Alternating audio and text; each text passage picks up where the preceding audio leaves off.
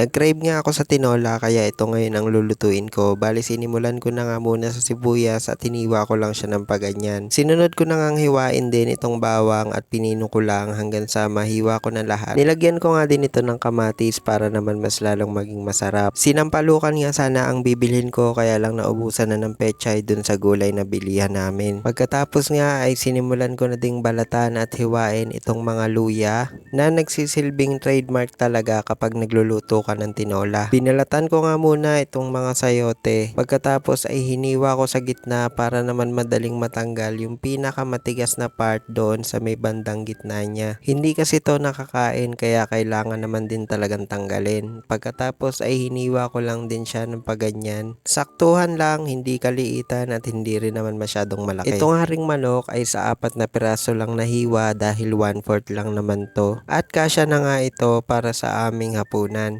Nilagay ko na din sa isang malinis na lagayan para nang sa ganun ay babanlawan ko siya at tuluyang mawala ang mga dumi na naiwan. Bali yung sayote at manok nga ay hinugasan ko mabuti. At dahil nga sira ang lababo namin ay dyan muna kami naguhugas pansamantala hanggang sa hindi pa nagagawa.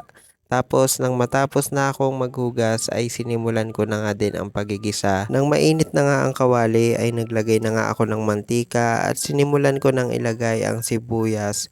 Tapos hinalo ko lang ng kaunti para ilagay naman ang mga natitira pa kagaya ng luya, bawang at saka yung kamatis. Sabay-sabay na nga yan maluluto dahil ang ginagawa ko sa kamatis kapag ginigisa ay talagang lamog. Yung tipong naghahalo talaga yung mga katas niya sa sabaw. At dahil nga nalowbat ang aking cellphone ay hindi ko na naipakita sa inyo na sinangkot ko ang manok at ang sayote. Nalagyan ko na rin yan ng pampalasang seasoning at saka ng paminta.